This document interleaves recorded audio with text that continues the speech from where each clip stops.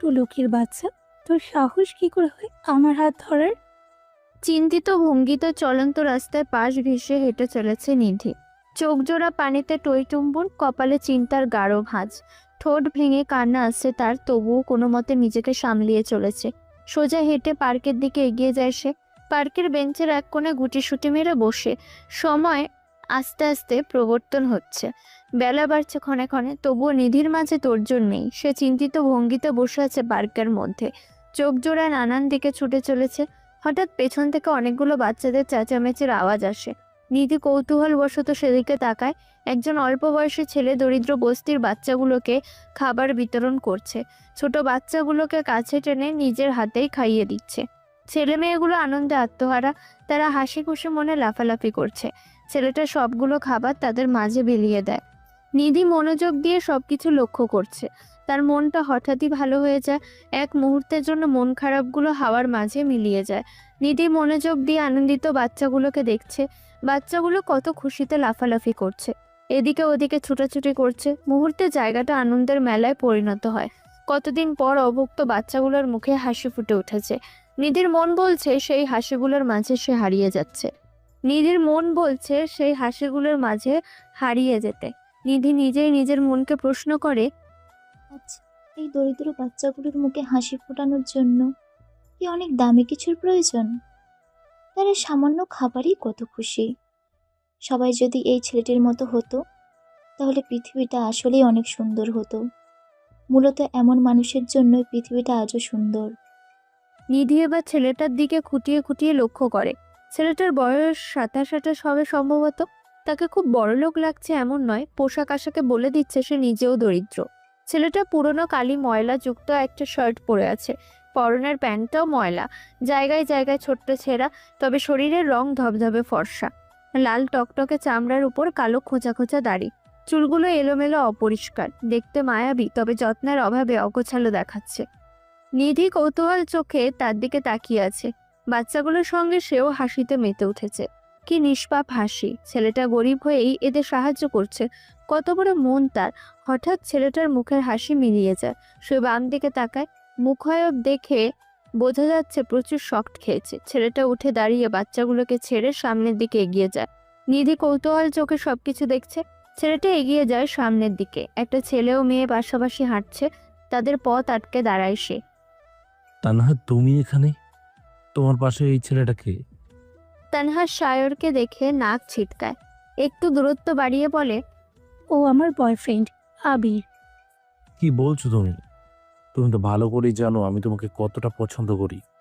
তো আমি কি করব? আমি কি কখনো বলেছি যে আমি তোমাকে পছন্দ করি? সরাসরি না বললেও তো তুমি আমার সঙ্গে অনেক সময় কাটিয়েছ। আমরা কত জায়গায় ঘুরেছি, একসঙ্গে ফুচকা খেয়েছি, আইসক্রিম খেয়েছি, কত সুন্দর সময় কাটিয়েছি। তুমি কি জানতে না আমি তোমাকে পছন্দ করি? বিধায় তোমার সঙ্গে সঙ্গে থেকেছি। জানি না, আর আমি এত কিছু জানতেও চাইছি না। তোমাকে আমি পছন্দ করি না। কেন করো না? কি নেই আমার মাঝে? তুমি নিজেকে কখনো আয়নায় দেখেছো?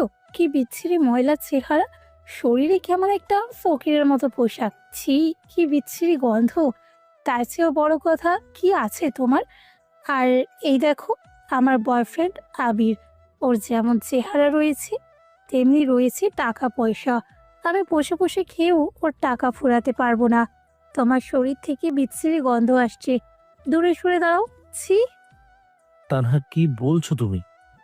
তুমি তো এমন ছিলে না। টাকায় কি জীবনের সবকিছু এনে দেয়? হ্যাঁ, টাকাই জীবনে সব কিছু এনে দেয়। রাস্তা ছাড়ো, তোমার মতো ভিখিরির সঙ্গে কথা বলে আমাদের সময় নষ্ট করতে চাইছি না। তানহা কথাটা বলে সামনের দিকে এগিয়ে যায়। আবিরের হাত শক্ত করে চেপে রেখেছে। সায়রকে দেখানোর জন্য আরো একটু ঘেঁষে হাঁটতে থাকে তারা। সায়র অপমানে লজ্জায় মাথা নিচু করে ফেলে। এসব তার সহ্য হচ্ছে না। সে মানতে পারছে না তার পছন্দের মানুষ অন্য একজনের সঙ্গে হেঁটে চলেছে। তানহা একটু এগোতে সায়র তার হাত চেপে ধরে। আমাকে ছেড়ে তুমি কোথাও যেতে পারো না তানহা। আমি তোমাকে ভালোবাসি। তোমাকে ছাড়া আমি বাঁচতে পারবো না। তোমাকে ছাড়া আমি কিভাবে থাকবো? তানহা ঝটকা মেরে হাত ছাড়িয়ে নেয়। কষিয়ে থাপ্পড় মারে সায়রের গালে। সায়র আরো অপমানিত হয়। সে এইটা আশা করেনি। অপমানে লজ্জায় সায়র মাথা নিচু করে থাকে। ছোট লোকের বাচ্চা, তোর সাহস কিভাবে হয় আমার হাত ধরার? তোর কোনো যোগ্যতা আছে আমার পাশে দাঁড়ানোর মতো? কোথায় আমি আর কোথায় তুই? আমার নখেরও যোগ্যতা নেই তোর। তানহা শক্ত কণ্ঠে সায়রকে অপমান করতে থাকে। সায়র কিছু বলে না, সে মাথা নিচু করে দাঁড়িয়ে আছে। তানহা আবিরের হাত নিজের হাতের মুঠোয় নিয়ে বলে, চলে এসো আবির, এই ফকিরের বাচ্চার জন্য এতটা দেরি হয়ে গেল। আবিরের কোনো ভ্রুক্ষেপ নেই, সে কোনো অনুভূতিপূর্ণ আচরণ করে না। চুপচাপ তানহার সাথে এগিয়ে যায় সামনের দিকে। সায়র মুখ তুলে তাকায়, দেখতে থাকে তাদের দুজনের যাওয়ার পানে। মনে মনে ভাবে, আবিরের জায়গায় আমিও তো থাকতে পারতাম। কি দোষ ছিল আমার? গরিব হয়ে জন্ম নেওয়াই কি আমার দোষ? টাকায় কি সবকিছু? সায়র এগিয়ে যায়। বিকেল হয়ে এসেছে, বাচ্চাগুলো চলে গেছে।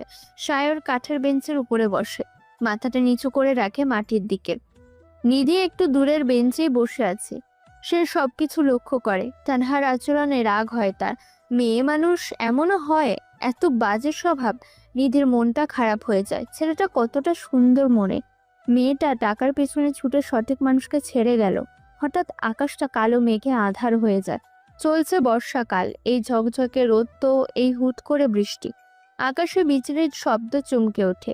এক মুহূর্তের মধ্যে চারিদিকে কিছুটা অন্ধকার নেমে আসে। তবে এখনো অধিক পরিষ্কার রয়েছে। পাখিগুলো ডানা ঝাপটে নিড়ে ফেরার যুদ্ধ করছে। কখনো কখনো দমকা হাওয়ায় তারা তাল সামলাতে না পেরে দিক হারিয়ে ফেলছে। ঝিরঝির করে বৃষ্টি পড়তে থাকে। আস্তে আস্তে বৃষ্টির পরিমাণ বাড়ছে। হঠাৎ ঝুম বৃষ্টি পড়ছে। পার্কের সবাই যে যার মতো চলে যায়। বৃষ্টি থেকে বাঁচতে ছাউনির আশ্রয় নেয়। নিধি দৌড়ে ছাউনির নিচে যায়। শরীরের সামান্য বৃষ্টির ফোঁটাগুলো ঝেড়ে ফেলে। সবাই ছুটে গেল, সায়র এখনো তার জায়গায় রয়েছে, মাথা নিচু করে বসে আছে। বৃষ্টির পানিতে ভিজে জবুথবু অবস্থা। সম্পূর্ণ শরীর ঝুম বৃষ্টিতে ভিজে যায়। তবুও সে উঠে দাঁড়ায় না। এভাবে চলতে থাকে কিছুক্ষণ। বৃষ্টি কমার নাম নেই। আস্তে আস্তে কমা বইকি বাড়ছে। সায়র হঠাৎ অনুভব করে তার পাশে কেউ বসেছে। সায়র মাথা ঘুরিয়ে পাশে তাকায়। অজানা একটা মেয়ে তার পাশে বসে, তার দিকে চেয়ে আছে। সায়র একটু ভড়কায়। মেয়েটা এমনভাবে তাকিয়েছে যেন তারা পূর্ব পরিচিত, কিন্তু সায়রের মনে পড়ছে না সে মেয়েটাকে কখনো দেখেছে কিনা। নিধি মিষ্টি করে হাসে। সায়রের উদ্দেশ্য বলে, বৃষ্টির পানিতে কি কষ্ট মুছে ফেলতে চাইছেন? তাহলে লাভ নেই। বর্ষা কষ্ট কমায় না, বরং বিরহকে 10 গুণ বাড়িয়ে তোলে। আপনি কিভাবে বুঝছেন আমি কষ্টে আছি? সায়রের কথায় নিধি আবারও হেসে ওঠে। আমি এতক্ষণ সবকিছুই লক্ষ্য করেছি। সায়র এবার বুঝে যায় নিধি কি বলতে চাইছে। ও, ভুল মানুষের জন্য কষ্ট পেতে নেই। যারা ছেড়ে যায় তারা কখনো আপনার আপন ছিল না, আর যারা আপন তারা কখনো ছেড়ে যায় না। দিন শেষে আমাদের পাশে কিন্তু সঠিক মানুষটাই থাকে। তাই কষ্ট না পেয়ে সঠিক মানুষের জন্য অপেক্ষা করতে হবে। সায়র কিছুক্ষণ নিধির কথাগুলো নিয়ে চিন্তা করে।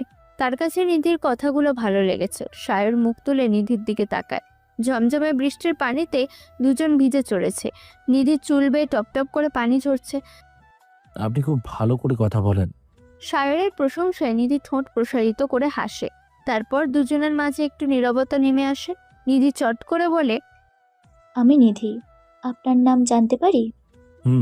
কেন নয়, আমি সায়র। আপনি এখানে কোথায় থাকেন?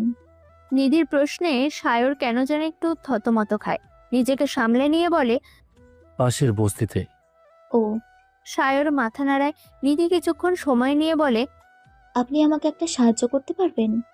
আমার মতো গরিব মানুষ আপনার মতো বড়লোককে কিভাবে সাহায্য করবে? প্লিজ এভাবে বলে আমাকে ছোট করবেন না। গরিব বড়লোক বলে কোনো পার্থক্য নেই। আসল পরিচয় আমরা মানুষ। সায়র নিধির কথার সামান্য হাসি। এদিকে ওদিকে একবার তাকায় আনমনে। নিধিকে বলে, বলুন কি সাহায্য করতে পারি? আমি আমার সাধ্য মতো চেষ্টা করব। আপনার সাধ্যের মধ্যেই। আপনি আমার বয়ফ্রেন্ড সেজে আমার পরিবারের সঙ্গে দেখা করতে পারবেন? কি? আমি কেন আপনার বয়ফ্রেন্ড হতে যাব? প্লিজ না করবেন না। শুধু একবার ফেক বয়ফ্রেন্ড সেজে দেখা করবেন। কিন্তু কেন? সে লম্বা কাহিনী। আজ তো বৃষ্টিতে ভিজে গেছি। এভাবে থাকলে ঠান্ডা লেগে যাবে। কাল এই জায়গায় আপনাকে পাওয়া যাবে বিকেল 5টায়। তাহলে এখানেই আমি আসতাম। পাবেন। ঠিক আছে, ধন্যবাদ। আজ আমি তাহলে উঠি। নিধি যেতে নিয়ে থেমে যায়, সায়রের দিকে তাকিয়ে বলে, এভাবে বৃষ্টিতে না ভেজাই ভালো। বাড়ি ফিরে চেঞ্জ করে ফেলুন। সায়র সামান্য হেসে মাথা ঝাঁকায়। নিধি এসে চলে যায়। সায়র তার যাওয়ার পানে তাকিয়ে থাকে। কি অদ্ভুত মেয়ে, বেশভূষায় বলে দিচ্ছে বেশ উঁচু পরিবারের, অথচ ভেতরে সামান্য অহংকার নেই। সায়র উঠে দাঁড়ায়। সত্যি এখন তার বাড়ি ফেরা উচিত। উল্টো পথে হাঁটা লাগায় সে। রাত নেমে আসে নতুন করে আবারও। মাত্র এশার আজান দিয়েছে চারিদিকে। শহরের যানজট কিছুটা কমেছে, তবে এখনো বেশ মানুষই রাস্তায়। খাবার টেবিলে বসেছে নিধি। বাবা মায়ের সঙ্গে রাতের খাবার খাওয়ার প্রস্তুতি নিচ্ছে। সঙ্গে চাচা চাচিও রয়েছে। তাদের পরিবারের সদস্য বলতে তারা 5 জন। নিধির বড় 2 ভাই আছে, কিন্তু বিয়ের পর তারা সেপারেট হয়ে গেছে। নিজেদের মতো আলাদাভাবে সংসার গুছিয়ে নিয়েছে। নিজেদের বাড়িটা 4 তলা। বাড়ির চারপাশে উঁচু দেওয়াল দেওয়া। বাড়ির সামনে বিস্তৃত বড় বাগান। তারা 2য় তলায় থাকে, বাকিগুলো ভাড়ায় দেওয়া। নিধি প্লেটে খাবার তুলে নেয়। মুখে দেওয়ার পূর্বেই তার বাবা নাজমুল চৌধুরী গম্ভীর কঠিন কণ্ঠে বলে, বিয়ের বিষয় কি ভাবলে তুমি? নিধি চুপ হয়ে যায়, হাতের খাবার প্লেটে রেখে দেয়। শান্ত ভঙ্গিতে বলে, তোমাদের পছন্দ করা ছেলেকে আমি বিয়ে করতে পারবো না বাবা। মেয়ের একই কথা বারবার পছন্দ হয় না নাজমুলের। চিৎকার করে ধমকের সুরে বলে, কেন পারবে না? রেহানের মতন কোটিপতি আর একটা পাবে এই শহরে? আমার টাকার প্রতি কোনো লোভ নেই। টাকার জন্য আমি নিজের জীবনটা ধ্বংস করতে পারবো না। জীবন ধ্বংস কেন হবে? রেহান তোমাকে রাজরানী করে রাখবে, পায়ের উপর পা তুলে খাবে, টাকা দিয়ে মুড়িয়ে রাখবে। বললাম তো, টাকার প্রতি কোনো লোভ আমার নেই। কিন্তু আমাদের আছে। তুমি জানো না, আমাদের কোম্পানিটা হঠাৎ ডাউন হয়ে গেছে, লক্ষ লক্ষ ঋণ হয়ে গেছে। তোমার সাথে রেহানের বিয়ে হলে সে সব কিছু আগের মতন করে দেবে। টাকার কাছে নিজের মেয়েকে বিক্রি করতে চাইছো? একটা চরিত্রহীন ছেলের হাতে তুলে দেবে শুধু টাকার জন্যে? ওই ছেলে কাপড়ের মতো প্রতিদিন মেয়ে পাল্টায়। কত খারাপ খারাপ রিপোর্ট তার নামে। কোটিপতি হলে এরকম রিপোর্ট হয়। এরকম বড়লোক ছেলের পেছনে মেয়ে তো থাকবেই। তোমার বিয়ে আমি রেহানের সাথেই দেব। করবো না আমি বিয়ে, আমার পছন্দের মানুষ আছে। নিধির মা সুলতানা সবকিছু চুপচাপ লক্ষ্য করছে। এ বাড়িতে সে কখনোই স্বামীর মুখের উপর কথা বলতে পারে না। নিধির বড় আব্বু সানাউল্লাহ নজির টেবিলেই বসে আছে। নাজমুল টাকার লোভী হলেও সে অনেক ভালো একটা মানুষ। তার মধ্যে কোনো লোভ অহংকার নেই, তবে বেশ রাগচটা মানুষ। এই বাড়ির কেউ, এমনকি নাজমুলও তার উপরে কথা বলে না। সানাউল্লাহ পাশ থেকে বলে, তোমার বিয়ে তোমার পছন্দের মানুষের সঙ্গে হবে। টাকার জন্য তোমাকে আমরা জোর করে বিয়ে দিতে পারি না। কাল তুমি ছেলেটাকে নিয়ে বাড়িতে আসবে, আমরা তার সঙ্গে কথা বলতে চাই। নাজমুল চুপ হয়ে যায়। সানাউল্লাহর উপরে কথা বলে না, তবে মনে মনে বেজায় রেগে আছে। দাঁত চিরবির করে বলে, দেখি কাল কোনো জমিদারকেই নিয়ে আসো। আমি আগে থেকেই বলছি, কোনো মিডিল ক্লাস ছেলেকে আমি মেনে নেব না। এছাড়াও বিভিন্নভাবে নাজমুল নিধিকে কথা শোনাতে থাকে। নিধি অপমানে মাথা নিচু করে আছে। চোখ বেয়ে খাবারের থালায় টপ টপ করে অশ্রু পড়ছে। একসময় উঠে পড়ে, খাবার না খেয়ে এই রুমের দিকে চলে যায়।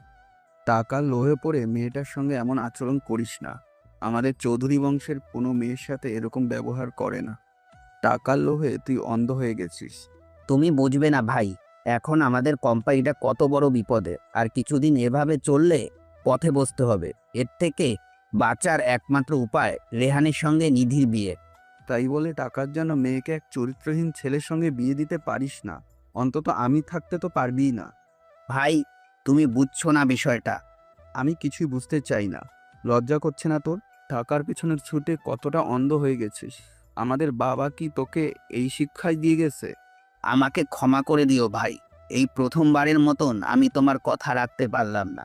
আমি নিধির বিয়ে রেহানের সঙ্গেই দেব। ঠিক আছে, আমিও দেখি তুই কিভাবে বিয়ে দিস ওই ছেলের সাথে। নাজমুল আর কিছুই প্রতি উত্তর করে না। টেবিলে শব্দ করে উঠে দাঁড়ায়। তার চোখে মুখে আক্রোশ হিংস্রতা নেমে এসেছে। চোখ জোড়া আগুনের মতো জ্বলছে। রেগে গটগট পায়ে চলে যায় বাইরের দিকে। রাতের নিস্তব্ধতা কেটে গিয়েছে। পূর্ব আকাশে লালচে আভা ছড়িয়ে পড়েছে। ধীরে ধীরে একটা নিঃশব্দ আলো যেন ছুঁয়ে যাচ্ছে গাছের পাতা, ছাদ, জানালার কাজ, সবকিছু। পাখিরা একে একে ডেকে উঠছে। চড়ুই, শালিক, কাক। রাজশাহী শহরে কাকের আনাগোনা খুব বেশি। সকাল হতেই তারা চারিদিকে কা কা শব্দে মুখরিত করে তুলছে। কোথাও দূরে শোনা যাচ্ছে ট্রেনের চলন্ত ধ্বনি। নিধিদের বাড়ির কাছাকাছি রেলপথ, বাড়ি থেকে খুব সহজেই ট্রেনের আওয়াজ পাওয়া যায়। সকালের আবহাওয়া এক ধরনের পবিত্রতা ছড়িয়ে দিচ্ছে বাতাসে। হালকা শিশিরে ভেজা ঘাসে রোদের আলতো স্পর্শ পড়তেই ছোট ছোট জলের ফোঁটা মুক্তোর মতো ঝলমল করে উঠছে। দুপুরের উত্তাপে ছিটে ফোঁটাও নেই, এখনো হালকা ঠান্ডা বাতাস বইছে। ঘরের পর্দা নড়ে উঠছে তার ছোঁয়ায়। রান্নাঘর থেকে আসা ধোঁয়ার গন্ধে বোঝা যাচ্ছে ঘরে ঘরে সকালে রান্না শুরু হয়েছে। নতুন দিনের সম্ভাবনা আর অনিশ্চয়তা নিয়ে শহর আস্তে আস্তে জেগে উঠছে। সূর্যটা আস্তে আস্তে মাথার উপর যায়, তবে রোদের খুব বেশি তাপ নেই, বরং পরিবেশ ঠান্ডা। সময় আস্তে আস্তে পেরিয়েছে বহু। সকাল পেরিয়ে বিকেল নেমে আসে। নিধি রিকশায় চড়ে বসেছে, বারবার ব্যস্ত হাতে সময় দেখছে। বিকেল 5:34। বেশ দেরি হয়ে গেছে। ছেলেটা এতক্ষণ আছে নাকি চলে গেছে কে জানে। যা দরকার সেই দেরি করছে। ছেলেটা কিভাবে থাকবে? রিকশাটা মুক্ত মঞ্চের কাছে এসে থামে। ভাড়া মিটিয়ে নিধি সিঁড়ি বেয়ে নামতে থাকে। আজকের আবহাওয়াটা সুন্দর, চারিদিকে রোদহীন পরিবেশ। নদী থেকে ঠান্ডা দমকা হাওয়া বয়ে আসছে। আকাশে সাদা সাদা মেঘ ভেসে চলেছে। নদীর পাশের কাশবনগুলো এদিক ওদিক দুলছে ঝোড়ো হাওয়ায়। মুক্ত মঞ্চের ডান সাইডে বসে আছে সায়র। নিধি তাকে দেখে একটু অবাক হয়। এতক্ষণ অপেক্ষা করে আছে নিঃস্বার্থভাবে। নিধি খুশি মনে তার সামনে এগিয়ে যায়। সায়র কারো উপস্থিতি টের পেয়ে মাথা উঁচু করে তাকায়। নীলপরীর মতো একটা মেয়ে তার সামনে দাঁড়িয়ে। পরনে নীল শাড়ি, হাতে নীল রঙের রেশমি চুড়ি, চুলগুলো হাওয়ায় ভাসছে। সায়র কিছুটা মুগ্ধ নয়নে তাকিয়ে থাকে নিধির দিকে। নিধি ঝটপট ভঙ্গিতে বলে, আমি খুব দুঃখিত আপনাকে এতক্ষণ অপেক্ষা করিয়ে রাখার জন্য। প্লিজ কিছু মনে করবেন না। সায়র মাথা নাড়িয়ে বলে, না না, সমস্যা নেই। ওয়েট ওয়েট, আপনাকে আজ একটু অন্যরকম লাগছে। কেমন অন্যরকম লাগছে? নিধি সায়রের দিকে তাকায়। কিছুক্ষণ খুঁটিয়ে খুঁটিয়ে দেখতে থাকে। সায়র একটা আকাশি রঙের শার্ট পরেছে। শার্ট যদিও দামি নয়, একটু কুচকানো, তবে এই রঙে সায়রকে বেশ লাগছে। সায়রের পরনে কালো একটা প্যান্ট, চুলগুলো আজ গোছানো সাধারণভাবে। এই সাধারণ বেশভূষায়ও সায়রকে অসম্ভব সুন্দর লাগছে। আপনাকে অনেক সুন্দর লাগছে। নিধির কথায় সায়র কিছুটা বিভ্রান্ত হয়, ফের মুচকি হেসে বলে, ধন্যবাদ। আরও একটা জিনিস লক্ষ্য করেছেন? কি? আমি কিন্তু অজান্তেই প্রায় ম্যাচিং ড্রেস পরেছি। সায়র নিধির কথায় হাসে। আসলেই তো সে নিধিকে দেখেছে, তবে শাড়ির রং তেমনভাবে খেয়াল করেন। হ্যাঁ। আচ্ছা বলুন কি খাবেন? না, আমি কিছু খাবো না। আমি বাইরের জিনিস তেমন একটা পছন্দ করি না। আপনি বলুন, আমি কি সাহায্য করতে পারি? নিধি একটু চুপচাপ হয়ে যায়, বড় একটা দম নিয়ে বলতে থাকে, আমার বাবা একজন বিশিষ্ট ব্যবসায়ী, চৌধুরী ইন্ডাস্ট্রিজের একমাত্র ওনার। আমার বড় আব্বু আছেন, তবে উনি ব্যবসা পছন্দ করেন না। তাই আমার বাবা একাই ব্যবসা সামলায়। সব কিছু ভালো চলছিল, কিন্তু হঠাৎ কোম্পানির বড় লস হয়ে গেল। লক্ষ লক্ষ টাকা ঋণের দায়ে পড়ে। আমার বাবা একটু লোভী, স্বার্থপর। টাকার জন্য সে সব কিছু করতে পারে। রিহান নামের একজন আছে, সে আমেরিকা থাকে। বাংলাদেশে তার বড় বড় ব্যবসা, প্রচুর কোটিপতি। বাবার মাধ্যমে একদিন আমাকে দেখেছে। সে আমাকে পছন্দ করে। বাবার কাছে আমার বিয়ের প্রস্তাব রেখেছে। বিনিময়ে কোম্পানির সকল লস পরিশোধ করে দেবে। আমার বাবা রাজি। আমাকে জোর করছে বিয়ের জন্য, কিন্তু আমি রাজি নই। আমি জানিয়েছি আমার পছন্দের মানুষ আছে। এছাড়া বিয়ে আটকানোর কোনো উপায় ছিল না। বড় আব্বু বলেছে তাকে নিয়ে যেতে, কিন্তু আমার বয়ফ্রেন্ড বলতে কেউ নেই। কথাগুলো বলে একটু থামে নিধি। এতটুকু কথা বলতে কেমন হাঁপিয়ে উঠেছে। বাবার কাজে কষ্ট লাগছে তার, চোখ ছলছল করছে। নিধি আবারও বলে, আপনি যদি আমার বয়ফ্রেন্ড সেজে সবার সঙ্গে কথা বলেন, তাহলে আমার বিয়েটা আটকে যাবে। পরবর্তী সব কিছু আমি সামলে নেব। প্লিজ না করবেন না, আমাকে বাঁচাতে আপনি পারবেন। সায়র চুপচাপ নিধির কথা শুনছিল। এবার নিধির উদ্দেশ্য বলে, কিন্তু আপনি বিয়ে কেন করবেন না? কোটিপতি ছেলে, আমেরিকায় থাকে, আবার আপনার বয়ফ্রেন্ডও নেই, তাহলে বিয়ে করতে অসুবিধা কোথায়? রেহান কোটিপতি, ধনসম্পদশীল ঠিকই আছে, কিন্তু ওর চরিত্র সমস্যা। একসঙ্গে একাধিক মেয়ের সঙ্গে রিলেশন করে। শুধু এগুলোই নয়, টাকার গরমে নানান মেয়ের সঙ্গে বেড শেয়ার পর্যন্ত করে। আমি এমন ছেলের সাথে বিয়ে করব না, মরে গেলেও না। বুঝেছি। সায়র কিছুক্ষণ চিন্তা ভাবনা করে। নিধি মাথা নিচু করে তাকিয়ে আছে। আমি যেতে রাজি। সায়রের কথা নিধি হেসে ওঠে। ধন্যবাদ, আপনাকে অনেক ধন্যবাদ। কিন্তু কিন্তু কি? আমাকে কি এখন কোটিপতি বয়ফ্রেন্ড সাজতে হবে? না, আপনি সাধারণভাবেই যাবেন। আমার বড় আব্বু ভালো মনের মানুষ। সে চরিত্র দেখে জাজ করে, সম্পদ দেখে নয়। আপনার আব্বু? বড় আব্বু তাকে সামলে নেবে। বাবা বড় আব্বুর মুখের ওপর কথা বলতে পারবে না। ঠিক আছে, কখন যেতে হবে? আপনার সমস্যা না থাকলে এখনই। সায়র কিছুক্ষণ চুপ থাকে, আবারও তাদের মধ্যে নীরবতা নেমে আসে। হঠাৎ সায়র উঠে দাঁড়ায়। চলুন। নিধি মুচকি হাসে, উঠে পড়ে বসা থেকে। সায়রের সঙ্গে পা মিলিয়ে হেঁটে যায়। সায়র রিক্সা ডেকে উঠে বসে, নিধিও তার পাশে বসে। রিক্সাটা ধীরে ধীরে চলতে থাকে রাজশাহী নদী পাড় ঘেঁষে। রাস্তায় তেমন ভিড় নেই, বাতাসে একরকম শান্ত সুর বাজছে, যেন প্রকৃতি ও নিধি আর সায়রের কথা চুপচাপ শুনছে। সূর্যটা এখন পশ্চিমে হেলে পড়েছে, আকাশ জুড়ে এক অপূর্ব সোনালি আলো ছড়িয়ে পড়েছে। সাদা মেঘগুলো কমলা আভার ছোঁয়ায় রঙিন হয়ে উঠেছে। একটা মেঘ ঠিক তাদের উপরে ভাসছে, দেখে মনে হচ্ছে স্বপ্নের কোনো পর্দা যেন আকাশে খেলা করছে। নদীর দিক থেকে আসা ঠান্ডা হাওয়ায় নিধির চুলগুলো মুখে এসে পড়ে। সায়র এক পলক তাকায়, চোখ ফিরিয়ে নিতে একটু সময় লাগে। নিধির চোখ তখনও রাস্তায়, কিন্তু তার ঠোঁটে এক চিলতে হাসি। রিক্সা যখন কাশবনের পাশ দিয়ে যাচ্ছিল, কাশফুলগুলো বাতাসে দুলছিল এক অপার্থিব ছন্দে। নিধি হঠাৎ বলে ওঠে, এই মুহূর্তটা কি সুন্দর না? সায়র চুপচাপ কিছুক্ষণ, তারপর হেসে বলে, হ্যাঁ, খুব সুন্দর। একটা চুপচাপ নীরবতা নামে, কিন্তু সেটা অস্বস্তিকর নয়, বরং প্রশান্তির। হৃদয়ে একরকম স্বস্তির ছোঁয়া দিয়ে যায়। পেছনে ছোট্ট এক ছেলে বেলুন বিক্রি করছিল। একঝাঁক রঙিন বেলুন আকাশের দিকে উড়ে যাচ্ছিল হাওয়ায় টেনে। সেগুলো দেখে নিধি বলে, আমার ছোটবেলায় বেলুন ছেড়ে দিতাম, ভাবতাম সেগুলো স্বর্গে চলে যায়। এখনো তেমনই মনে হয়। হ্যাঁ, হয়তো এখন আমি সেই বাচ্চাটাই। বলতে বলতে নিধি চুপ হয়ে যায়, কথাটা শেষ করতে পারে না। সায়র হাত বাড়িয়ে তার কপালের টিপটা ঠিকঠাক জায়গায় লাগিয়ে দেয়। নিধি একটু লজ্জা পায়, লজ্জায় মুখ লাল হয়ে গেছে, কেমন অন্যরকম অনুভূতি হচ্ছে। সে নিজেকে সামান্য গুটিয়ে নেয়। সায়র কিছু বলে না, শুধু তাকিয়ে থাকে নিধির দিকে। সন্ধ্যার আলোতে নিধির মুখে পড়ে থাকা চুলগুলো যেন একরকম কবিতার ছায়া ফেলে। রিক্সা চলতে থাকে, চারপাশটা ধীরে ধীরে সন্ধ্যার আলোয় ডুবে যাচ্ছে। রাস্তায় গাছের ছায়া পড়ছে লম্বা হয়ে। কোথাও দূরে এক রিক্সাওয়ালা গান গাইছে নিচু গলায়, পুরনো বাংলা রোমান্টিক গান, সুরে ভরপুর। নিধি হঠাৎ বলে ওঠে, সায়র, আপনি ভালো মানুষ। আর আপনি খুব সাহসী মেয়ে। এমন মনে হলো কেন? এই যে বাবার বিরুদ্ধে গিয়ে মিথ্যা বয়ফ্রেন্ড সাজিয়ে বিয়ে বন্ধ করতে চাইছেন, এটা সাহসী মেয়ে ছাড়া সম্ভব নয়। সায়র হেসে ফেলে। নিধি সায়রের কথা সামান্য হাসে, তারপর বলে, সবকিছু ঠিক আছে, কিন্তু আপনি যে ফেক বয়ফ্রেন্ড এটা একটা কারণে বুঝে যেতে পারে। কি কারণে? এই যে আমাকে আপনি আপনি করে বলছেন, এই কারণে। মেয়েরা আপনি বললেও বয়ফ্রেন্ড কখনো আপনি বলে না। সায়র নিধির কথা সামান্য হাসে। ও আচ্ছা, তাহলে কি বলে ডাকবো? তুমি করে বলবেন, না হলে ধরা পড়ে যেতে পারি। ঠিক আছে। দুজনের মধ্যে নীরবতা নেমে আসে, কেউ আর কারোর সাথে কথা বলে না, শুধু মাঝে মাঝে চোখাচোখি হচ্ছে। রিক্সাটা ধীরে ধীরে চলে তাদের গন্তব্যের দিকে, কিন্তু তাদের মধ্যকার এই ছোট্ট মুহূর্ত, আকাশ বাতাস আলো আর নীরব ভালোবাসার মাঝে, এইটুকু পথ যেন পুরো একটা পৃথিবীর সমান হয়ে ওঠে। আকাশে মেঘ জমেছে আবারও, যে কোনো সময় বৃষ্টি শুরু হয়ে যেতে পারে। বিজলি চমকানোর প্রকট আওয়াজ হচ্ছে।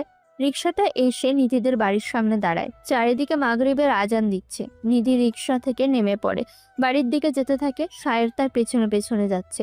নিধির হাত পা কাঁপছে, এর শেষটা কি হতে পারে তার জানা নেই, ভয় করছে প্রচুর। দ্বিতীয় তলায় উঠে নিধি কলিং বেল বাজায়। কিছুক্ষণ পর নিধির মা দরজা খুলে দেয়। সকলেই জানে আজ নিধি তার বয়ফ্রেন্ডকে নিয়ে আসবে, তাই সবাই ডাইনিং রুমেই আছে, সোফায় বসে সময় কাটাচ্ছে। নিধির মা মেয়ের দিকে করুণ চোখে তাকিয়ে দরজা থেকে সরে যায়।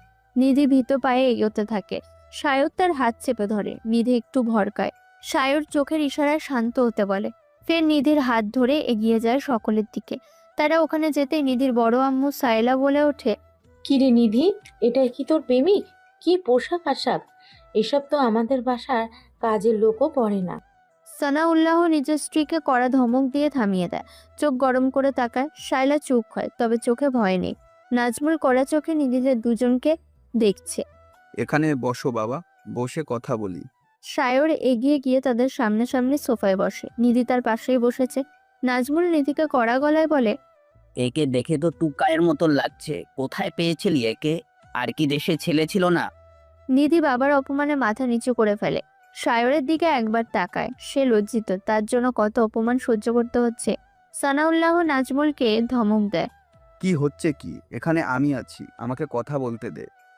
নাজমুল চুপ হয়ে যায়। সানাউল্লাহ সায়রকে প্রশ্ন করে, তোমার নাম কি বাবা? শায়র, তুমি কি করো আর ফ্যামিলিতে কে কে আছে? আমার বাবা মা কেউ বেঁচে নেই। ফ্যামিলি বলতে আমি একাই। ছোট একটা কোম্পানিতে জব করি। মাইনে কত? 10,000 টাকা। সায়রের কথায় শায়লা হেসে ওঠে। 10,000 টাকা ইনকাম করে আমাদের মেয়েকে বিয়ে করতে এসেছো?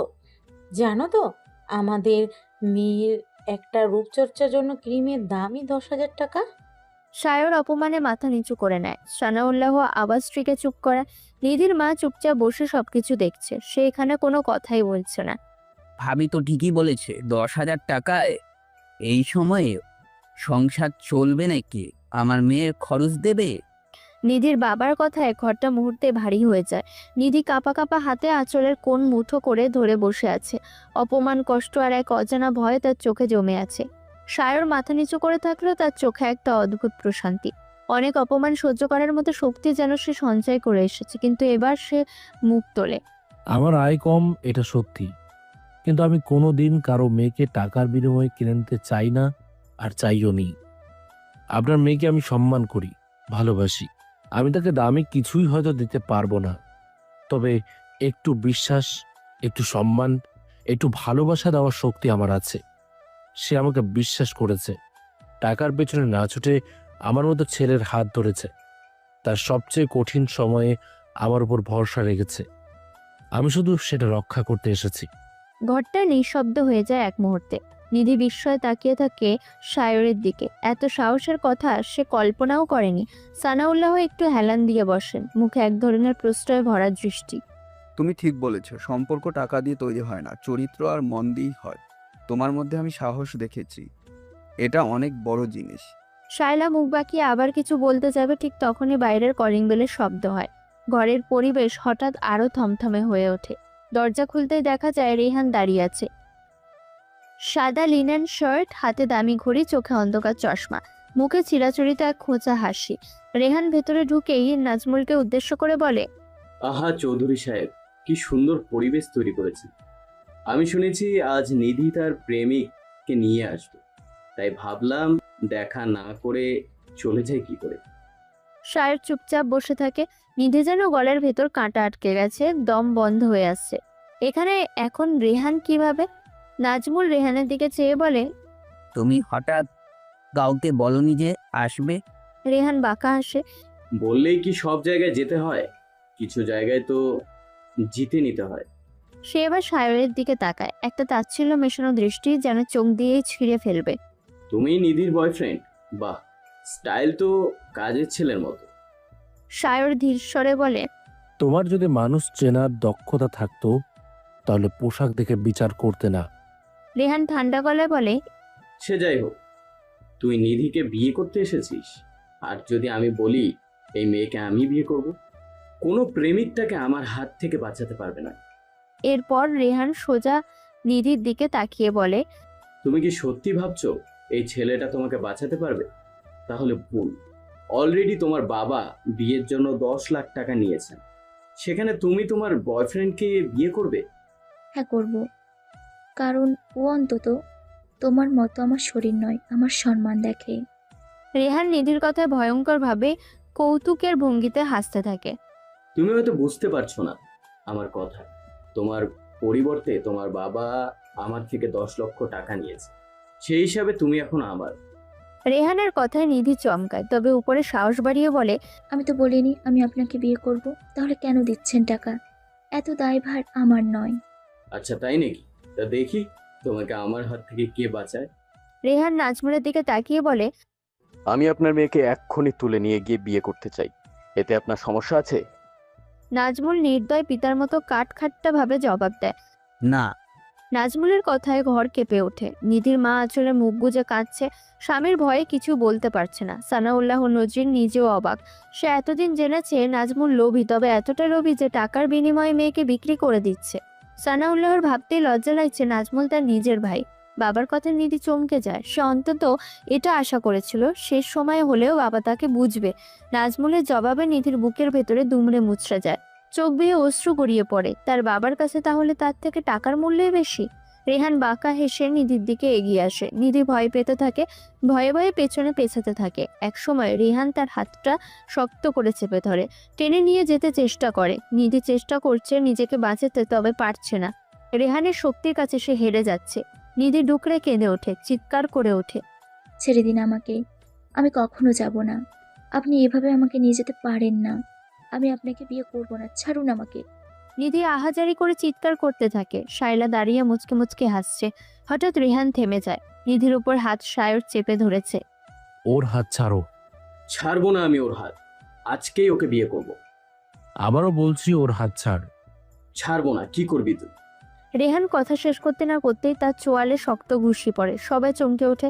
নাজমুল বসা থেকে দাঁড়িয়ে যায়। সায়র পরপর রেহানকে 5-6টা ঘুষি মারে। রেহানের নাক ফেটে গলগল করে রক্ত চুইয়ে চুইয়ে পড়ছে।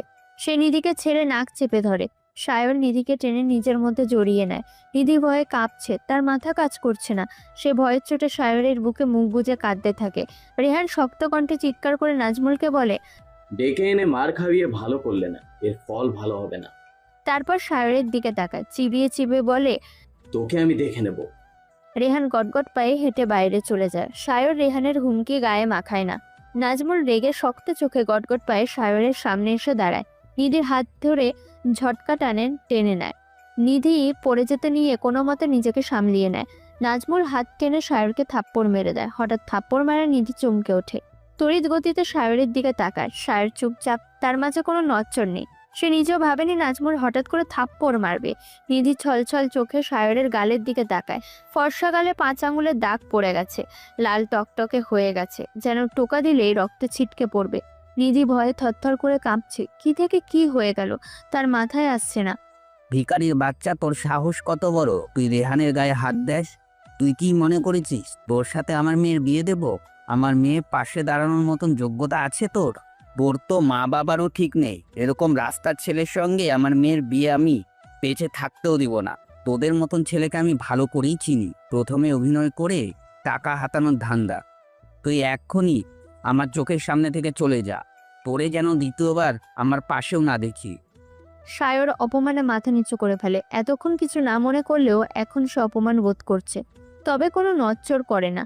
নাজমুল সায়রকে যেতে না দেখে আরো রেগে যায়। এগিয়ে যায় সায়রের দিকে, তাকে ঘাট ধরে টেনে দরজার কাছে নিয়ে আসে। ঘাট ধাক্কা দিয়ে বের করে দেয়। সায়র পড়তে পড়তেও নিজেকে সামলে নেয়। একবার ঘুরে তাকায় পেছনে। নিধি তার দিকেই কান্না ছলছল নয়নে তাকিয়ে আছে। সায়র সামনের দিকে এগিয়ে যায়, আর পেছনে ফিরে তাকায় না। সিঁড়ি বেয়ে নেমে আসে নিচে। নিধি ডুকরে কেঁদে ওঠে। দৌড়ে চলে যায় নিজের ঘরে। দরজা শব্দ করে বন্ধ করে বারান্দায় ছুটে যায়। বাইরে প্রচন্ড ঝমঝম করে বৃষ্টি হচ্ছে। সায়র মাথা নিচু করে সামনে এগিয়ে চলেছে। এদিকে ওদিকে তার কোনো খেয়াল নেই। নিধি কাঁদতে থাকে, চিৎকার করে ডাকে সায়রকে, কিন্তু সায়র পেছনে ফিরে তাকায় না। নিধির চিৎকার বলে বৃষ্টির মাঝে থমকে যায়, হয়তো সায়রের কান পর্যন্ত পৌঁছায় না। নিধি সেখানে রেলিং ধরে বসে পড়ে। খুব অসহায় লাগছে তার, নিজেকে অপরাধীও মনে হচ্ছে। তার জন্য সায়র এত অপমানিত হলো, দোষ না করেও দোষী হলো, মার পর্যন্ত খেলো, কিন্তু এগুলোর প্রাপ্য সে ছিল না। মধ্যে কেটে গেছে 4 দিন। সকাল সকাল ঘুম থেকে জেগে উঠেছে নিধি। উঠেই ফোনটা হাতে তুলে নেয়, বারবার সায়রের নাম্বারে কল লাগায়, কিন্তু ফোন বন্ধ। সেদিন যাওয়ার পর থেকে আর তাদের দেখা হয়নি, আর না যোগাযোগ হয়েছে। নিধি 4টে দিন পর্যন্ত সায়রকে তন্ন তন্ন করে খুঁজে চলেছে, তবে কোনো লাভ হয়নি। কোথাও তার খোঁজ পাওয়া যাচ্ছে না। নিধি ফ্রেশ হয়ে নেয়, রেডি হয়ে বেরিয়ে পড়ে বাইরে। সকালে নাস্তাও করে না। ঘন্টাখানেক পর রিক্সা নিয়ে গিয়ে পদ্মপাড়ে থামে। ভাড়া মিটিয়ে নিধি মুক্ত মঞ্চের দিকে এগিয়ে যায়। এদিকটাতে খুঁজতে থাকে সায়রকে। প্রথম দিন তাদের এখানেই দেখা হয়েছিল। সেই অল্প সময় নিধি সায়রের পার্সোনাল কিছুই জিজ্ঞেস করার সুযোগ পায়নি। সায়র শুধু বলেছিল সে বস্তিতে থাকে, কিন্তু নিধি সেখানে গিয়েও তন্ন তন্ন করে খুঁজেতে, তবে কোথাও পায়নি। নিধি এদিক ওদিক তাকিয়ে খুঁজতে থাকে, অনেকক্ষণ খোঁজাখুঁজি করেও পায় না। হতাশ হয়ে বসে পড়ে মুক্তমঞ্চের সিঁড়ির উপর। হঠাৎ সামনে তাকায় সে। সেদিনের বাচ্চাগুলো খেলাধুলা করছে, সবার হাতে রুটি কলা। নিধি দাঁড়িয়ে পড়ে, এগিয়ে যায় বাচ্চাগুলোর দিকে। আরেকটু এগিয়ে গিয়ে দেখে সায়র নদীর তীরে দাঁড়িয়ে আছে। চোখ জোড়া নদীর ঢেউয়ের মাঝে। নিধি সায়রকে দেখে নিজেকে সামলাতে পারে না, ছুটে চলে যায়। সায়র পায়ের আওয়াজ শুনে পেছনে তাকায়। হঠাৎ কিছু বুঝে ওঠার আগেই নিধি তাকে জাপটে জড়িয়ে ধরে, বুকের মধ্যে মুখ ঢুকিয়ে ফুপিয়ে কেঁদে ওঠে।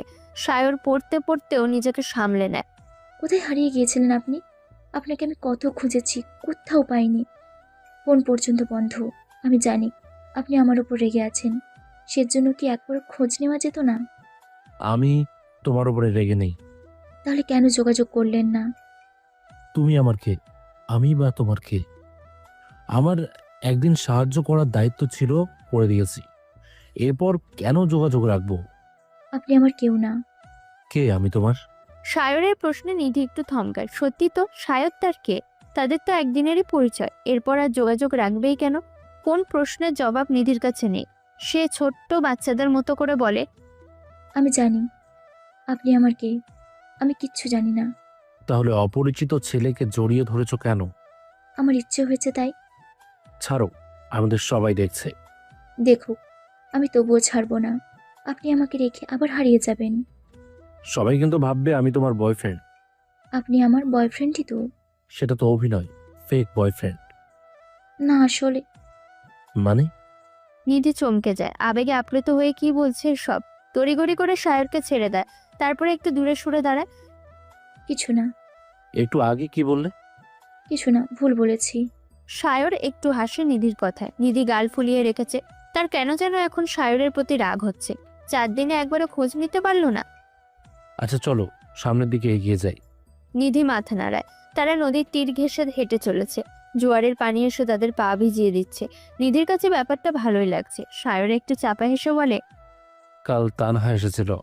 নিধি সায়রের কথায় তার দিকে চেয়ে থাকে। কেন? ওর বড়লোক বয়ফ্রেন্ডের সঙ্গে চিট করেছে।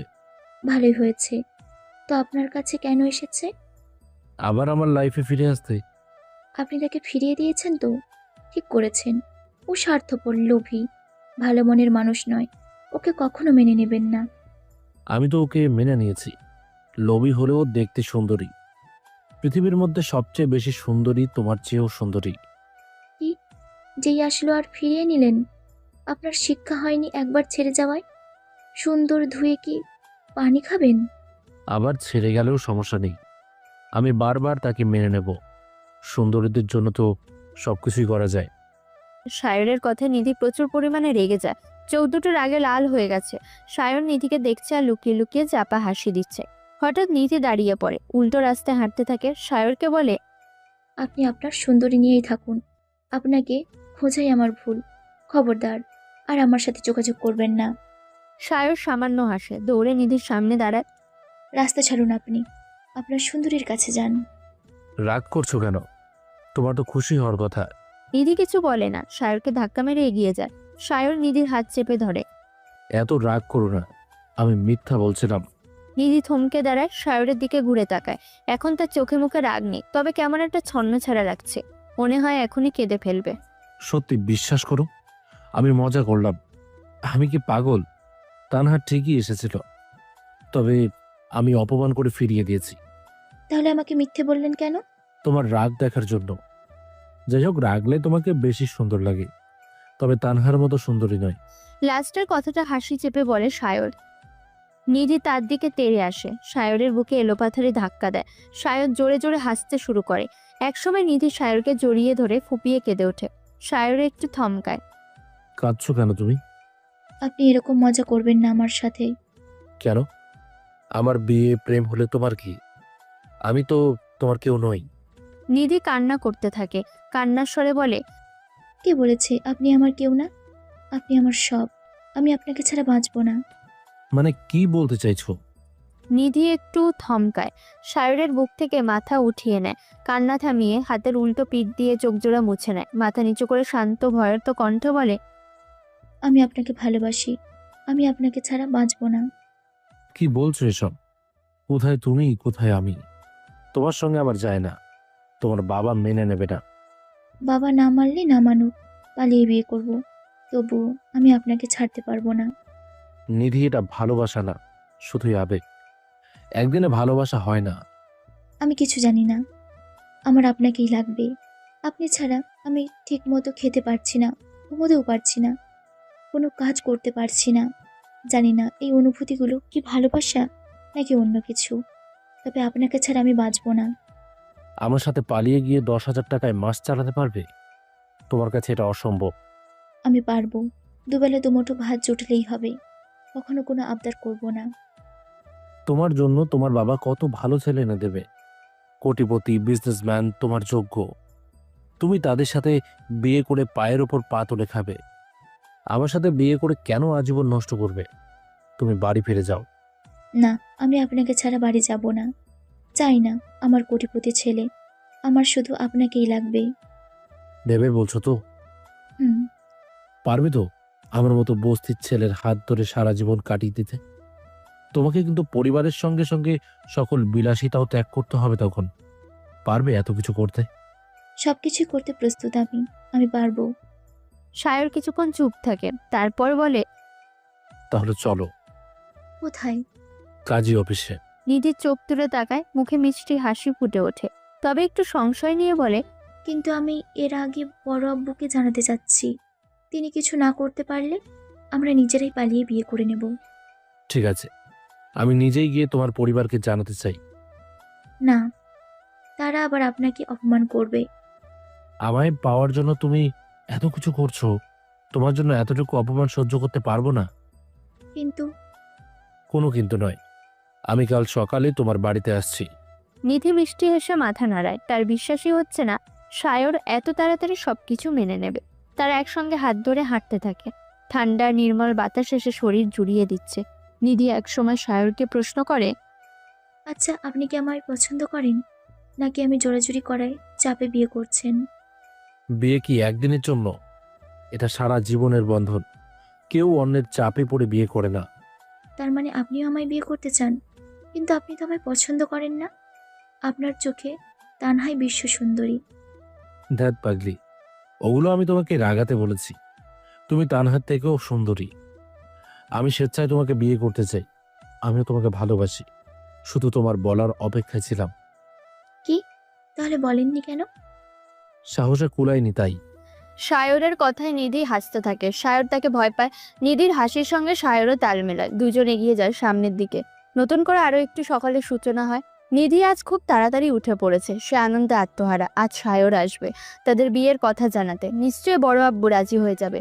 বাবা তার উপর কিছু করতে পারবে না। এই খুশিতে লাফালাফি করছে নিধি। আজ সে খয়েরি রঙের একটা গ্রাউন্ড পরেছে, ম্যাচিং করে হাত ভর্তি চুড়ি।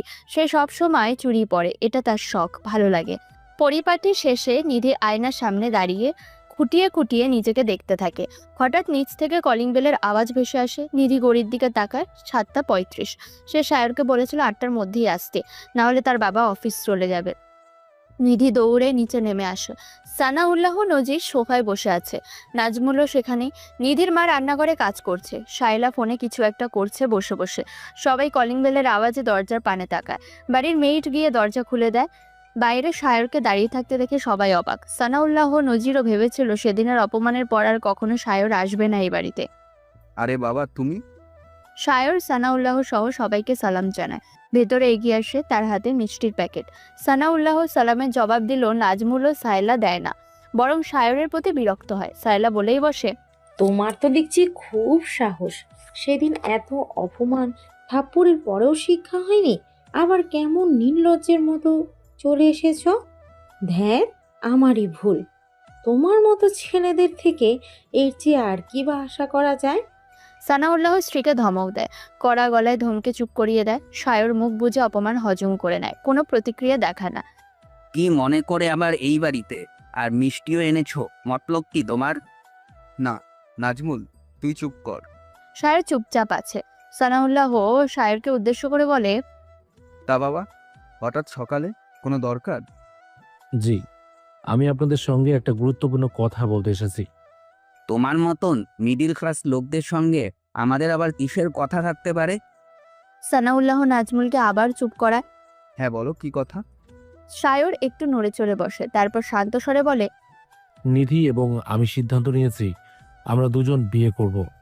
এখন আপনাদের মতামত চাই। বিয়ের কথা শায়লা চমকে ফোন থেকে মুখ উঠায়। নাজমুলও রাগান্বিত হয় প্রচুর। এক চর খেয়ে প্রেমের ভূত যেতে না যেতেই বিয়ের ভূত হাজির।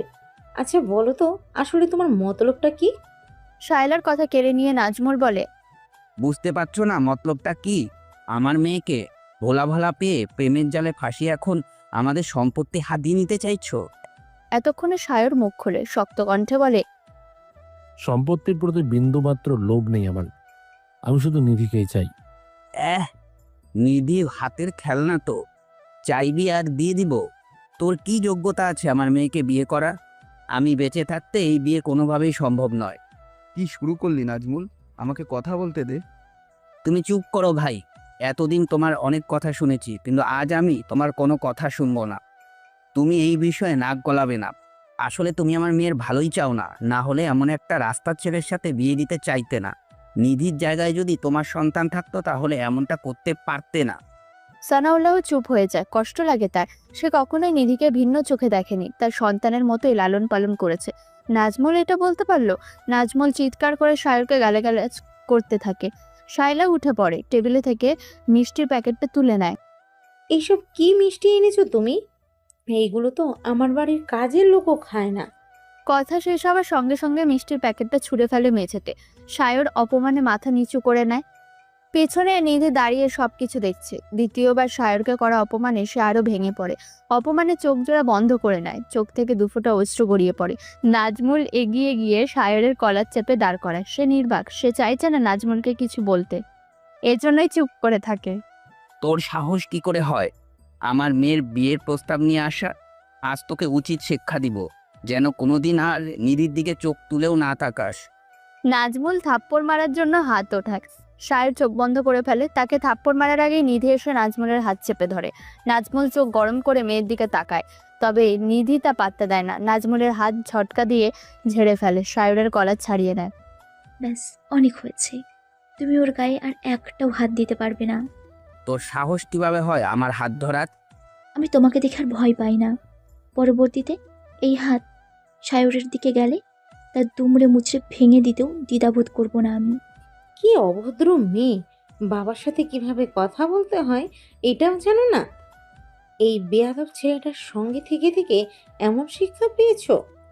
মুখ সামলিয়ে কথা বলবে বড় মা, না হলে আমি ভুলে যাব তুমি আমার কেউ হও। শায়লা নিধির সাহসে চমকায়। যেখানে এতদিন সে কারোর দিকে চোখ তুলে তাকানোর সাহস পায়নি, সে এখন হুমকি দিচ্ছে। তুই এই বস্তির ছেলের জন্য আমাদের সাথে খারাপ ব্যবহার করেছিস? হ্যাঁ করছি। ও বস্তির ছেলে হলেও ওকে আমি ভালোবাসি। ওকে অপমান করা মানেই আমাকে করা। তুই কি ভেবেছিস তোকে আমি ওর সঙ্গে বিয়ে করতে দেব? কখনোই না। আমি সায়রের সঙ্গেই বিয়ে করব, আর সেটাও আজকে। তুমি পারলে আমাকে আটকিয়ে দেখাও। ভুলে যাস না, ওই ছেলের সাথে বিয়ে করলেই এ বাড়ির দরজা চিরদিনের মতন তোর জন্য বন্ধ। আমি সবকিছুই ভেবেই সিদ্ধান্ত নিয়েছি। আমি সবকিছু ছাড়তেই প্রস্তুত।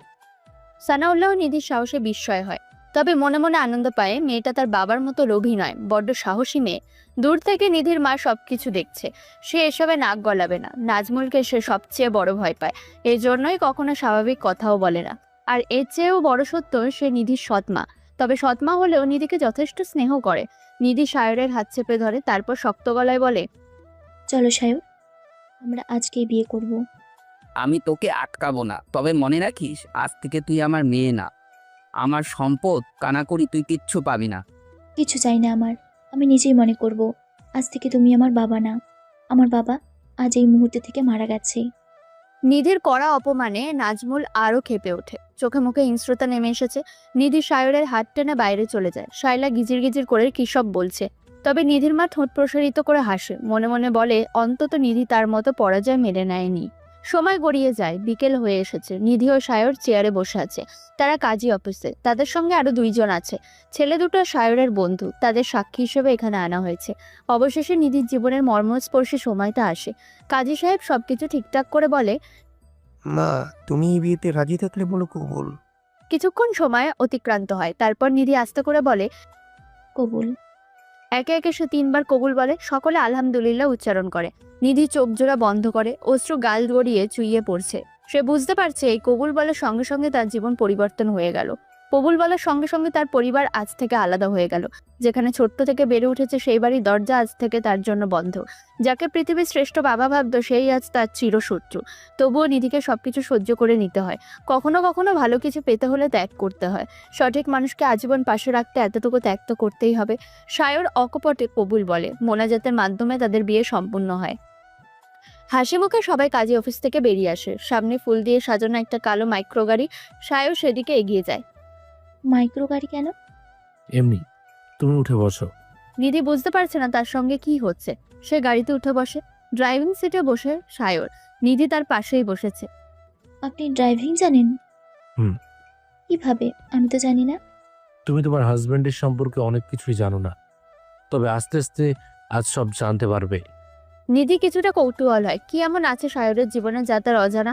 তবে নিধি লজ্জায় আড়ষ্ট হয়ে যায়। সায়রের বলা হাজবেন্ড শব্দটা তার কাছে অন্যরকম সুন্দর লাগছে, তবে কেমন অনুভূতি হচ্ছে তা ওর কাছে অজানা।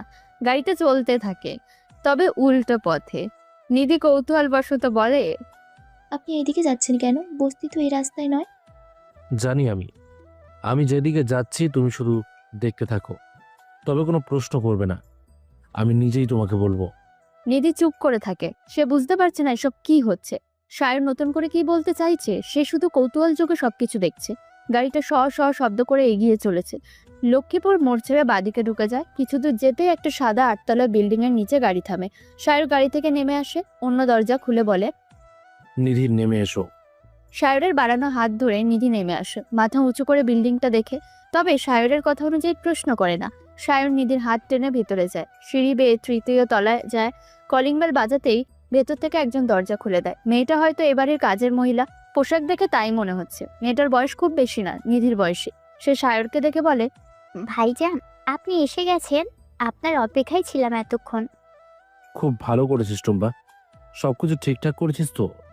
হ্যাঁ ভাইজান, আপনার কথা মতো সবকিছু করেছি। হ্যাঁ, এটা তো নতুন ভাবি।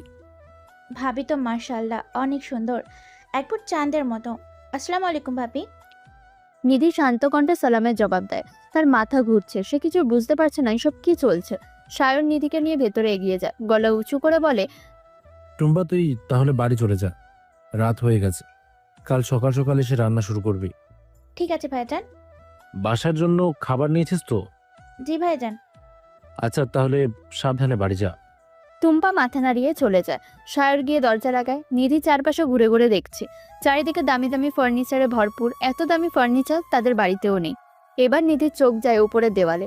সেখানে সায়রের বেশ কিছু ছবি ঝোলানো। এই সায়রের সঙ্গে ছবির সায়রে বিশাল তফাৎ। সেখানে নানান দামি দামি পোশাক পরে আছে সায়র। নিধি আর কৌতূহল দমিয়ে রাখতে পারে না। এই ছবিগুলো কার? আর ওই মেয়েটা কি? এই ফ্ল্যাটটাই বা কার? বাবা, এত এত প্রশ্ন করলে আমি উত্তর কিভাবে দেব? আস্তে আস্তে বলো, আজ সব উত্তর দেব তোমায়। ওই মেয়েটাকে আপনাকে এত সম্মান দিয়ে কেন কথা বলছে? ওই মেয়েটা এবারের কাজের লোক। এই ছবিগুলো কার? আর ফ্ল্যাট এটাই বা কার? ছবিগুলো আমারই, এই ফ্ল্যাটটাও আমার। আর শুধু এই ফ্ল্যাট নয়, এই যে বিল্ডিংটা দেখছো, এটার একমাত্র মালিক আমি। নিধি চমকে ওঠে। বিস্ময়ে হতবাক সে। কিছুই তার মাথায় আসছে না। মানে কি বলছেন আপনি? আমি তো কিছুই বুঝতে পারছি না। আমি কোনো বস্তি ছেলে নই। এতদিন এগুলো আমি ইচ্ছাকৃতভাবেই সাজিয়েছিলাম। এই শহরে বড় বড় বিজনেসম্যানদের একজন আমি, তবে কেউ আমাকে চেনে না। আমি পেছনে থেকেই ব্যবসা করি, শুধু বিল্ডিং নয়, এছাড়াও এই শহরে আমার বড় বড় কোম্পানি আছে। তাহলে এমন নোংরা পোশাক দরিদ্র কেন সেজে থাকেন? সায়র নির্লিপ্তভাবে জবাব দেয়, এর পেছনেও কারণ আছে। কি কারণ? সায়র আস্তে আস্তে বলতে থাকে, তানহা প্রথম নয়, এর আগেও আমি একজনকে পছন্দ করতাম। তখন আমার পারিবারিক স্ট্যাটাস ছিল খুবই খারাপ। তার সাথে আমার 3 বছরের রিলেশন ছিল, তবে সে শুধু টাকার জন্য আমাকে রেখে চলে যায়। এরপর আস্তে আস্তে আমাদের পারিবারিক স্ট্যাটাস কিছুটা হলেও ভালো হয়। তবে অ্যাক্সিডেন্টে একদিন আমার বাবা মা দুজনই মারা যায়। তারপর থেকে আমি কিছুটা ভেঙে পড়ি। বছরের পর বছর পরিবর্তন হতে থাকে। তারপর আমি নিজেকে শক্তভাবে গড়ে তুলি, নিজের জায়গাটা সর্ব ওপরে টেনে তুলি। একদিন তানহার সঙ্গে দেখা হয় আমার। প্রথম দেখাতেই তার প্রেমে পড়ে যাই। তবে তানহার আসল ব্যবহার, মনের সিদ্ধান্ত জানার জন্য আমি গরিব সেজে পরিচিত হই। আমাদের মাঝে বন্ধুত্ব গড়ে ওঠে। তারপর একদিন হঠাৎ পার্কে একটা ছেলের সাথে দেখি, পরেরটা তো তুমি জানোই। শুধুমাত্র সঠিক মানুষকে বেছে নিতে আপনি দিনের পর দিন এত কিছু ত্যাগ করে গরিব সেজে থেকেছেন, একের পর এক লাঞ্ছনা অপমান সহ্য করেছেন, শুধু এই কারণেই? হ্যাঁ, শুধু এই কারণেই আমার ত্যাগ সার্থক। অবশেষে আমি জীবনের সঠিক মানুষকে খুঁজে পেয়েছি। আপনি কিভাবে বুঝছেন আমি সঠিক? আমিও তো তানহার মতো করতে পারি। আমি জানি তুমি এমনটা করতে পারবে না। তুমি তার মতো হলে আমি দরিদ্র জেনেও আমার হাত ধরে আসতে না। যদি তুমি লোভী হতে তাহলে শুধু ভালোবেসে পরিবার ছেড়ে আসতে না। নিধি বুঝতে পারছে না কি বলবে, সবকিছু তার মাথার উপর দিয়ে যাচ্ছে। এত বড় চমক সে নিতে পারছে না। কখনো সে ঘুণাক্ষরেও ভাবেনি সায়র তাকে এত বড় চমক দেবে। নিধির এখন কি অনুভূতি জানানো উচিত সে বুঝতে পারছে না, তার মাথা চক্কর পাচ্ছে। এত কিছু রহস্য সায়রের মাঝে লুকিয়েছিল, অথচ সে এতদিন এইসব ঘুণাক্ষরেও টের পায়নি। কিছুক্ষণ সময় পেরিয়ে যায়, আস্তে আস্তে রাত নেমে আসছে। সায়র ও নিধি একসঙ্গে টেবিলে বসে খাচ্ছে। খাওয়ার এক পর্যায়ে সায়র বলে, কাল সকালে তোমাদের বাড়িতে যাব, তুমি তৈরি থেকো। নিধি আমার কথায় একটু থমকায়, খাওয়া বন্ধ করে বলে, কেন? ওই বাড়িতে যাওয়ার প্রয়োজন নেই। আমি নতুন করে আর ঝামেলা চাচ্ছি না। ঝামেলা করবো কেন? শুধু কিছু কথা বলবো। বাবা যদি রিয়াক্ট করে? তোমার বাবা সবকিছু জানার পর ঠিক কি রিয়াক্ট করে আমি সেটাই দেখতে চাই। কিন্তু আমার ভয় করছে, যদি কিছু হয়। কিছুই হবে না, আমি সাথে আছি তো। নিধি সামান্য হাসে, খাবার খেতে শুরু করে। একসময় দুজনের খাওয়া হয়ে যায়। সায়র নিধির দিকে একটু ঝুঁকে পড়ে। নিধি বুঝতে পারছে না সায়র এমন কেন করছে। সে চোখ বন্ধ করে নেয়। সায়র মুচকি হেসে হাত দিয়ে নিধির মুখের পাশে লেগে থাকা খাবার পরিষ্কার করে দেয়। নিধি চোখ খোলে, লজ্জা পায়, লজ্জায় মাথা নিচু করে ফেলে। দুজনেই রুমের দিকে এগিয়ে যায়। নিধি এতক্ষণ একবারও রুমে যায়নি। দরজা খুলতে নিধির চোখ কপালে। বড় রুম, চারিপাশে দামি দামি ফার্নিচার, বিছানায় তাজা ফুল দিয়ে সাজানো। এগুলো দেখে নিধি হতবাক। এই অল্প সময় সায়র কিভাবে এত কিছু প্ল্যান করেছে? রুম সাজানোটা ভারী মিষ্টি হয়েছে, অনেক সুন্দর লাগছে। ওই মেয়েটা কি একা হাতে সবকিছু করেছে? না, তাকে আরো দুজন সাহায্য করেছে। তোমার পছন্দ হয়েছে তো? অনেক। সায়র মুচকি হাসে, এগিয়ে গিয়ে বিছানায় বসে। নিধিও বিছানায় এক কোণে বসে। এত দূরে কেন? এদিকে এগিয়ে এসো। আমরা এখন স্বামী স্ত্রী, এখন কিসের লজ্জা? নিধি চুপ করে থাকে, ঠোঁটে মোলায়েম হাসি লেগেই আছে। কিছুক্ষণ চুপ করে থেকে বলে, আপনাকে আমি একটা কথা বলতে চাই। বলো। রাগ করবেন না তো? রাগ কেন করব? তুমি নির্দ্বিধায় বলো। আসলে আমার বিয়েটা হুটহাট হয়ে যাওয়ায় আমি সবকিছু সামলে নিতে প্রস্তুত নই। আপনার সাথে অ্যাডজাস্ট হতে আমার কিছুদিন সময় প্রয়োজন। সায়র চুপ করে থাকে। নিধি মাথা নিচু করে আছে। সে ভাবে সায়র এই কথা ভেবে রাগ করেছে। কেন রাগ করবে না? প্রত্যেক ছেলের বিয়ের প্রথম রাত নিয়ে স্বপ্ন থাকে। নিধি নিজেকে দোষারোপ করতে থাকে। নিজেই মনে মনে নিজেকে বলে, আমার এই কথা বলাটা বুঝি ভুল হয়ে গেল, না বলাই উচিত ছিল। এখন যদি সায়র অনেক রেগে যায়? কিন্তু নিধিকে ভুল প্রমাণিত করে সায়র হেসে ওঠে। তারপর জবাব দেয়, এই ব্যাপার, এখানে ভয় পাবার কি আছে? তুমি নিশ্চিন্তে থাকতে পারো। তোমার অনুমতি ছাড়া আমি তোমাকে ছুঁয়েও দেখব না। সায়রের জবাবে নিধির ঠোঁটে হাসি ফুটে ওঠে। আমার প্রচুর গরম লাগছে, গোসল করা জরুরি। তুমি রুমেই থাকো, আমি গোসল সেরে আসি। এই রাতে গোসল করবেন? ঠান্ডা লেগে গেলে? কিচ্ছু হবে না, আমার অভ্যেস আছে। গোসল না করলে আমার ঘুম হবে না। ঠিক আছে, যান। সায়র তোয়ালে নিয়ে চলে যায়। নিধি বিছানায় পা তুলে বসে। ভেতর থেকে ঝমঝম পানির শব্দ আসছে। বেশ কিছুক্ষণ পরে সায়র গোসল শেষে বের হয়। তার শরীরে কিছু নেই, শুধুমাত্র তোয়ালে পরে। নিধি সায়রকে এই অবস্থা দেখে লজ্জায় পড়ে যায়। সঙ্গে সঙ্গে মাথা নিচু করে ফেলে। সায়র নিধির লজ্জা বুঝতে পেরে মুচকি হাসে। চকচকা নীল রঙের একটা শার্ট পরে সায়র, পরনে কালো প্যান্ট, চুলের অবশিষ্ট পানিগুলো ঝেড়ে ফেলে। সে শার্ট পরেই ঘুমাবে। নিধি না থাকলে অবশ্য শার্ট ছাড়াই থাকতো। সে চাইছে না নিধি অস্বস্তিতে পড়ুক। আমি সোফায় শুয়ে পড়বো। না না, সোফায় কেন কষ্ট করে ঘুমাবেন? বিছানায় ঘুমাতে পারেন, মধ্যে কোলবালিশ দিয়ে দেব। সায়র বিছানায় উঠে যায়, একপাশে শুয়ে পড়ে। নিধিও তার অপর পাশে ঘুমায়। সায়র নিধির দিকে তাকিয়ে আছে, তবে নিধি অন্যদিকে তাকিয়ে। আস্তে আস্তে রাত গভীর হতে থাকে। সারাদিনের ব্যস্ততা ক্লান্ত থাকে, দুজনেই ঘুমিয়ে পড়ে। ভোরের আলো ফুটে ওঠে, চারিদিকে অন্ধকার কেটে ঝলমলে আলো ফুটে উঠেছে। নিধি তৈরি হচ্ছে, আজ তার চৌধুরী বাড়িতে যাবার দিন। সায়র বেশ কিছু সোনার গহনা দিয়েছে তাকে, বলেছে এগুলো সহ পড়তে। নিধি মেরুন রঙের একটা শাড়ি পরে, মুখে হালকা মেকআপের প্রলেপ লাগায়, কপালের মাঝখানে ছোট্ট টিপ দেয়। প্রতিবারের মতো 2 হাত ভর্তি কাঁচের চুড়ি পরতে ইচ্ছে করলো নিধি, কিন্তু সোনার চুড়ি থাকা তার হয়ে উঠল না। নিধি তার চুলগুলো মুক্ত হাওয়ার মাঝে ছেড়ে দেয়। চুলগুলো কাঁধ বেয়ে নেমে পড়েছে, একটু কার্ল করা। নিধির কানে বড় বড় স্বর্ণের ঝুমকা দুলছে, দুহাতে চুড়ি, গলা একটা মোটা ভারী নেকলেস। এত ভারী গহনা নিধির পছন্দ নয়, তবে সায়রের কথা তাকে পড়তেই হচ্ছে। নিধি রেডি হতে হতেই সায়র রুমে চলে আসে। হয়েছে তোমার? নিধি মাথা নাড়ায়, সায়রের দিকে অবাক চোখে তাকায়। আজ তাকে সম্পূর্ণ ভিন্ন লাগছে। ভেতরে ইন করে সাদা শার্ট পরেছে, উপরে স্যুট প্যান্ট, হাতে ব্র্যান্ডেড ঘড়ি চকচক করছে। চুলগুলো আজ ভিন্ন ধাঁচের লাগছে, সাধারণভাবে পরিপাটি করা। নিধি অবাক চোখে সায়রকে দেখে, সায়র নিধিকে মুগ্ধ নয়নে দেখে। তোমাকে অনেক সুন্দর লাগছে নিধি। আপনাকেও।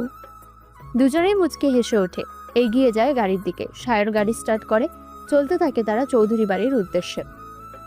সকাল সকাল চৌধুরী বাড়ির বাগান ভিজে উঠেছে। বাড়ির কাজের লোকগুলো সব গাছে পানি দিচ্ছে, পানির স্রোতে রাস্তায়ও ভিজে গেছে। চৌধুরী বাড়ির মধ্যে সাদা বড় একটা গাড়ি ঢোকে, সবাই সেদিকে তাকিয়ে থাকে। গাড়ির মধ্যে থেকে সায়র নেমে আসে, লোকগুলো চমকে ওঠে। ভুল দেখছে কিনা বুঝতেই চোখ কুচলে আবার তাকায়। তারা সবাই আগেও সায়রকে দেখেছে, সবকিছুই জানে, কিন্তু সায়রের এই পরিবর্তন কিভাবে সম্ভব? তবুও এত দ্রুত? তারা তো শুনেছে সায়র বস্তিতে থাকে, মাইনেও কম। সবাই ভূত দেখার মতো চমকে তাকিয়ে থাকে তাদের দিকে। সায়র অপর দরজা খুলে নিধিকে হাত ধরিয়ে নামায়। শাইলা ফ্রেশ হয়ে ব্যালকনিতে এসেছে, হাতে এখনো তোয়ালে, মুখ মুছছে। তার চোখ যায় গাড়ির দিকে। এই ড্রেস আপে দুজনকে দেখে থমকে যায় সে, অবাকের চরম পর্যায়ে। এটা কিভাবে সম্ভব? শাইলা হা করে তাকিয়ে থাকে, হাতে তোয়ালে পড়ে গেছে, সেদিকে তার খেয়াল নেই। এত বড় শখ সে নিতে পারছে না। শাইলার চোখ জোড়া বারবার নিধির চকচকে গহনার দিকে যাচ্ছে। এতগুলো গহনা সে কোনোদিন স্পর্শ করেও দেখেনি। সায়ন নিধির সামনে এগিয়ে যায়, দ্বিতীয় তলায় উঠে কলিং বেল বাজায়। একজন মেড গিয়ে দরজা খুলে দেয়। সায়র ও নিধি একসঙ্গে ভেতরে ঢোকে। সোফায় পত্রিকা হাতে বসে আছে সানাউল্লাহ। নাজমুল ল্যাপটপ নিয়ে কিছু করছে। শাইলা এতক্ষণে সেখানে চলে এসেছে। সবাই সায়র আর নিধির দিকে তাকায়, সবাই বেশ বিস্ময়, অবাক। এই পোশাকে তারা কখনো সায়রকে কল্পনাও করেনি। নিধি, তোর গলায় এগুলো কেনা গহনা? আর বাইরের গাড়ি কার? এগুলো আসল সোনার গহনা, আর বাইরের গাড়িটাও আমার হাজবেন্ডের নিজের টাকায় কেনা। কি বলছিস? এগুলো কিভাবে সম্ভব? কেন সম্ভব নয়? একই প্রশ্ন সানাউল্লাহ করে। সায়র শুরু থেকে শেষ পর্যন্ত সবকিছু বুঝিয়ে বলে। সায়র যে সত্যি এত বড় কোটিপতি, এটা জানার পর সবার চোখ কপালে। নাজমুল শক্ত কণ্ঠে বলে, আমাদের সাথে ইয়ার্কি করতে এসেছিস? তোর হাজবেন্ডের কতটুকু মুরদ আছে তা আমি জানি না? ঠিক মতন খেতেই পায় না, এগুলো চোখে কোথায় দেখবে? নাটক শুরু করেছিস নতুন করে? সায়র এতক্ষণ চুপ থাকলে এবার বলে, যতটা দুর্বল ভাবছেন আমি কিন্তু ততটাও দুর্বল নই, তাই একদম নর্মাল ভাববেন না শ্বশুরমশাই। আপনার মতো 10টা লোক কেনা বেচার মতো সামর্থ্য কিন্তু আমার আছে। সবাইকে পাগল বোঝালেও কিন্তু আমাকে পারবি না। আমি এতটা বোকা নই যে তুই যা বলবি আমি তাই বিশ্বাস করব। আপনাকে বিশ্বাস করতে কে বলেছে? আপনি বরং চোখ বন্ধ করে রাখুন। আমার বাড়ি আমি চোখ খুলে রাখবো নাকি বন্ধ করে রাখবো এটা আমার ইচ্ছে। তোরা আবার কেন এখানে এসেছিস? কিছু পাওনা মিটিয়ে দেওয়ার জন্য এসেছি। মানে? নিধি সায়রকে উদ্দেশ্য করে বলে, সুটকেসটা দিন। সায়র নিধির হাতে সুটকেস তুলে দেয়। নিধি সুটকেস নিয়ে নাজমুলের দিকে এগিয়ে যায়। সুটকেস খুললে এতগুলো ভর্তি টাকা দেখে নাজমুল চমকায়, তার চোখ জুড়ে জল করছে। এতগুলো টাকা সায়র কিভাবে পেল? নাজমুলের মনে বিভিন্ন প্রশ্ন উকি পাচ্ছে। আপনি আমাকে সামান্য কিছু টাকার জন্য বিক্রি করে দিতে চেয়েছিলেন। আমার চেয়ে আপনার কাছে টাকা বেশি বড় ছিল। একবারও আমার মনের অবস্থা বোঝার চেষ্টা করেননি, বরং জোর জবরদস্তি করে বিয়ে দিতে চেয়েছিলেন। সায়র না থাকলে হয়তো এতক্ষণে আমি রেহানের সঙ্গেই থাকতাম। তার মতো চরিত্রহীন একজনকে আমার জীবনের সঙ্গে জুড়ে দেওয়া হতো, আমার জীবনটা ধ্বংস করে দেওয়া হতো। আর এর একমাত্র কারণ ছিলেন আপনি। শুধুমাত্র টাকার জন্য এত নিচু হতে পারলেন, এতটুকু আপনার বিবেকে বাঁধলো না? নাজমুল কথা বলে না, চুপ করে থাকে। তার বলার মতো কিচ্ছু নেইও। সত্যি বলেছে নিধি, সে টাকার পেছনে ছুটতে গিয়ে অন্ধ হয়ে গেছিল। কোনটি ভালো কোনটি খারাপ এতটুকু বোঝার ক্ষমতাও তার ছিল না। নিধি সুটকেসের ভেতর থেকে টাকা তুলে নেয়, আচমকা নাজমুলের দিকে ছুঁড়ে মারে। আপনার টাকার প্রয়োজন না? এই নিন আপনার টাকা। আর কত টাকা লাগবে বলুন, সব দেবো আপনাকে। একে একে সব টাকা ছুঁড়ে দেয় নাজমুলের দিকে। নাজমুল অপমানে মাথা নিচু করে নেয়। আজ তার কিছুই বলার নেই, নিজের ভুল সে বুঝতে পারছে, কিন্তু বুঝতে বুঝতে অনেক দেরি হয়ে গেছে। নিধির চোখ জলে ভরে ওঠে। সে যতটা সহজে মুখে বলেছে, ভেতরে অন্তরটা ঠিক ততটাই ছিঁড়ে চলেছে। যেন কাটা বিচ্ছে শরীরের সঙ্গে, কষ্ট হচ্ছে ভীষণ। একসময় নাজমুল ছিল তার জীবনের মহানায়ক, অথচ আজ সে তার জীবনের সবচেয়ে বড় ভিলেন। নিধি সায়রকে উদ্দেশ্য করে বলে, চলুন আমি বাড়ি যাব। সায়র মাথা নাড়িয়ে হ্যাঁ জানায়। দুজন এগিয়ে আসে দরজার দিকে। এমন সময় নাজমুল নিধিকে ডেকে ওঠে। নিধি, নিধি থমকে দাঁড়ায়, ঘুরে তাকায় পেছনে। নাজমুল তার দিকে তাকিয়ে আছে, তার চোখে মুখে কাতরতা, অশ্রু। নিধি অবাক হয়, এত হিংস্র মানুষও কাঁদতে পারে? তার চোখে অশ্রু কেন? নাজমুল এগিয়ে আসে, কাছাকাছি এসে বলে, আমি আমার ভুল বুঝতে পেরেছি মা। আমি জানি অনেক ভুল করে ফেলেছি, তোর সঙ্গে বড় অন্যায় করে ফেলেছি। আমি এখন বুঝতে পারছি আমার ভুল। আমি এতদিন টাকার মোহে অন্ধ ছিলাম, সঠিকটা ঠিকভাবে দেখতেও পারিনি। এখন আমি সব বুঝতে পেরেছি, কত বড় অন্যায় করেছি আমি। এর হয়তো ক্ষমা নেই, তবু আমাকে তুই ক্ষমা করে দিস মা, না হলে আমি শান্তি পাবো না। নিধির চোখ বেয়ে অঝরে অশ্রু গড়িয়ে পড়ছে। কেঁদে ওঠে সে। গাছের গোড়া কেটে ফেলার আশা করছেন এখন? নাজমুল মুখ নামিয়ে ফেলে, মাথা নিচু করে রাখে। এবারের মতন আমাকে মাফ করে দে, কথা দিচ্ছি আর কখনো টাকার লোভ করব না। তোর এই অধম বাবাকে ক্ষমা করে মুক্তি দে মা। আমার বুকের মধ্যে জ্বালা করছে। সেই ছোট নিধির মতন একটু আমার বুকের মধ্যে আসবি, জড়িয়ে ধরবি একবার, তাহলে মনে হয় শান্তি পেতাম আমি। নাজমুল কাতর কণ্ঠে কথাগুলো বলে হাত বাড়িয়ে দেয়। নিধি উপেক্ষা করতে পারে না, আর ছুটে যায়, ঝাঁপিয়ে পড়ে বাবার বুকে, ডুকরে কেঁদে ওঠে। সায়র শান্তশিষ্ট হয়ে দাঁড়িয়ে আছে, এতে তার কোনো মাথা ব্যথা নেই, বরং নাজমুল নিজের ভুল বুঝতে পেরেছে, এতেই সে খুশি। হঠাৎ নিধি নাজমুলের থেকে নিজেকে ছাড়িয়ে নেয়, শক্ত কণ্ঠে বলে, না, তোমার ছলনায় আমি ভেঙে পড়ব না। আমি তোমাকে কখনো মাফ করব না, কখনোই না। নিধি ছুটে বেরিয়ে যায়, সিঁড়ি বেয়ে নামতে থাকে। নাজমুল এবার একটু ভেঙে পড়ে। মন খারাপ করবেন না, আমি নিধিকে বুঝিয়ে বলবো, সবকিছু ঠিক করে নেব, শুধু একটু সময়ের প্রয়োজন। হায় রে! নাজমুলকে আর কিছু বলতে না দিয়ে চলে যায়। ছুটে গাড়ির কাছে যায়। নিধি ভেতরে বসে কাঁদছে। সায়র সামান্য দাঁড়িয়ে থেকে গাড়িতে ওঠে, নিধিকে কিছুই বলে না, একটু একা থাকতে দেয়। গাড়ি স্টার্ট করে, গাড়িটা চৌধুরী বাড়ি ছেড়ে চলে যায়। নিস্তব্ধ রাতে ছাদের উপরে দাঁড়িয়ে আছে নিধি, চোখ জোড়া আকাশের পানে। সায়র নিঃশব্দে এগিয়ে যায়। এখানে কি করছো নিধি? আকাশের মাঝে আমার অতীতকে খুঁজছি। কিন্তু অতীত একবার চলে গেলে আর শত চেষ্টা করেও খুঁজে পাওয়া যায় না। জানি পাওয়া যায় না, তবুও মনকে বুঝিয়ে দিতে খুঁজছি। তোমার মন খারাপ? নিধি কিছুই উত্তর দেয় না। নিধি, আমার মনে হয় তোমার আব্বু নিজের ভুল বুঝতে পেরেছে, তাকে ক্ষমা করে দেওয়া উচিত। আপনিও বলেছেন। আপনি কি দেখলেন না সে কিভাবে আমার প্রতি অত্যাচার করেছিল? নিধি, মানুষ মাত্রই ভুল হয়। সে যখন ক্ষমা চাচ্ছে তাহলে তাকে একটা সুযোগ দেওয়া উচিত। কিন্তু আমি আমার মনকে বোঝাতে পারছি না। নিজেকে স্বাভাবিক করো নিধি। দুজনের মধ্যে কিছুক্ষণ নীরবতা নেমে আসে। একসময় নিধি বলে, আচ্ছা, আপনি কখনো আমার বাবার মতো রং পরিবর্তন করবেন না তো? আমার প্রতি সম্পূর্ণ আস্থা রাখতে পারো, কখনোই তোমার কষ্টের কারণ হব না। জানেন খুব অসহায় আমি। আপনি আর আমাকে নতুন রূপ দেখিয়েন না। এবার সত্যিই মরে যাব, দুমড়ে মুচড়ে ভেঙে পড়ব। সায়র নিধির দিকে এগিয়ে যায়, হাতে নিধির হাত নিয়ে শক্ত করে চেপে ধরে। কথা দিচ্ছি, কখনো তোমাকে ছেড়ে যাব না। মৃত্যু বাদে কেউ আমাদের আলাদা করতে পারবে না। নিধির ঠোঁট ভেঙে কান্না আসছে। মনে হচ্ছে সায়রের কাছে সবকিছু কান্না বিসর্জন দিয়ে কষ্ট কমাতে। এতটা দুর্বল তো সে ছিল না। পরিস্থিতি কেন তাকে এতটা ভেঙে দিচ্ছে? কষ্ট পেও না, আমি আছি তো। নিধি যেন একটু ভরসার হাত পেল। আমি আছি তো কথাটা তাকে শক্ত করে তুলল।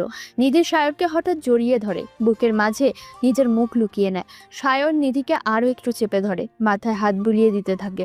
রাতের নিস্তব্ধতা বাড়তে থাকে। রাত যেমন কমে আসছে, তেমনি দুজন তরুণ তরুণীর কষ্টের পাহাড় ক্রমাগত কমে আসছে।